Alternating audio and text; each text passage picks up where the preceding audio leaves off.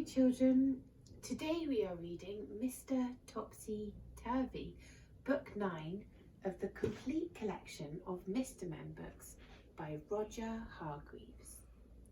I have my usual friends with me, Sean the sheep and Molly the mummy with her little baby bear.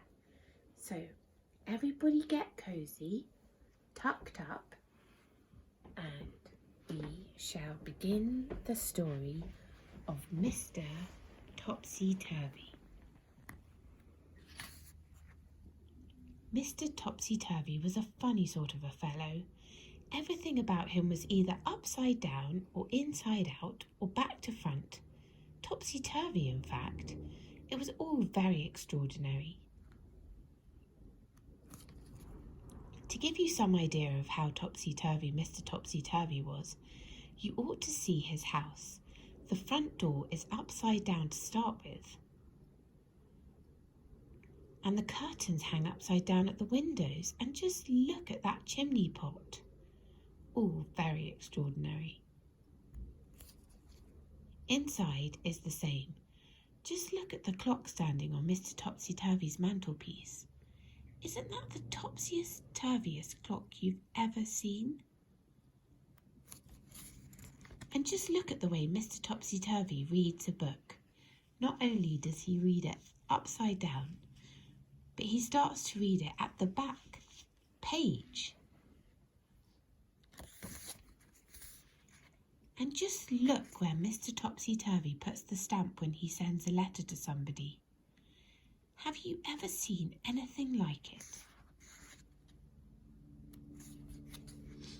Now, this story is all about the time Mr. Topsy-Turvy came to the town where you and I live.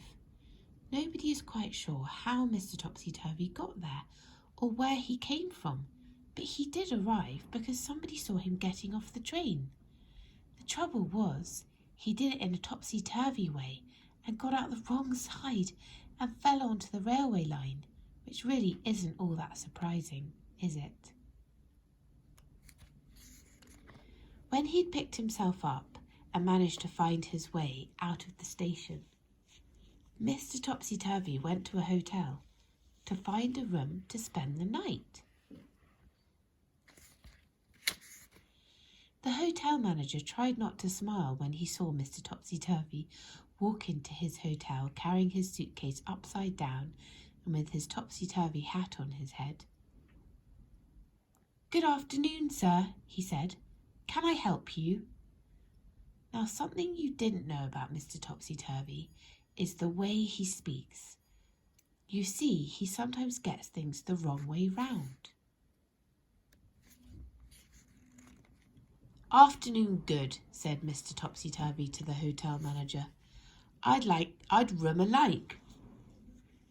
The manager scratched his head. "You mean you'd like a room?" he asked. "Please, yes," replied Mr. Topsy-Turvy. Eventually, the hotel manager managed to work out what Mr. Topsy-Turvy was talking about, and he was taken up in the lift to a bedroom. Then Mr. Topsy-Turvy unpacked his suitcase, put on his pyjamas, and went to bed. He was rather tired after travelling from wherever he'd come from. The following day, Mr. Topsy-Turvy went round the town, but what a fuss his going round the town caused. He took a taxi from the hotel, but so confused the taxi driver trying to tell him where he wanted to go, the poor man drove straight into a traffic light. "Oh dear," said Mr. Topsy-Turvy. "I am sorry very."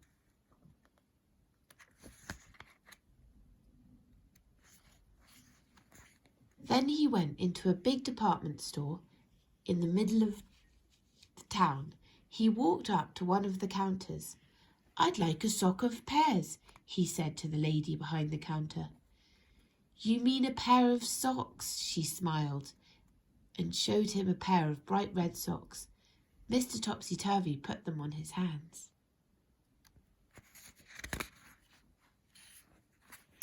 Then he tried to leave, but being Mr. Topsy-Turvy, he tried to walk down the up escalator and all the people who were going up the up escalator all fell over themselves. It was a terrible topsy-turvy jumble. That day, Mr. Topsy-Turvy did all sorts of topsy-turvy things. He walked backwards across the street crossing and caused an enormous traffic jam.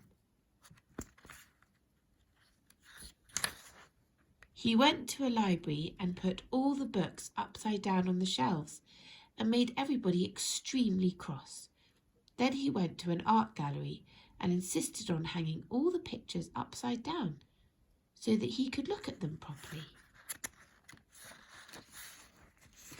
And then, after Mr. Topsy-Turvy had been in the town for just one day, he disappeared. Nobody knew how he went or where he went, but he certainly went because he wasn't there anymore. The whole town breathed a sigh of relief. But what the town discovered, even though Mr. Topsy-Turvy had left, was that everything was still topsy-turvy. "Read all it about," shouted the newspaper sellers, instead of shouting, "Read all about it." "News is the here," said the television reader, instead of saying, "Here is the news." "Morning, good," people started saying to each other when they met, and do you how, instead of how do you do. Everybody was talking topsy-turvy. Can you think of something to say that's topsy-turvy? Go on, try. And that is the end of the story today, children. Tomorrow we will be reading Mr. Silly, which is book 10 of the Mr. Men collection. And I just wanted to tell you, I don't have a cold, I get hay fever. So bye for now, and I'll see you tomorrow.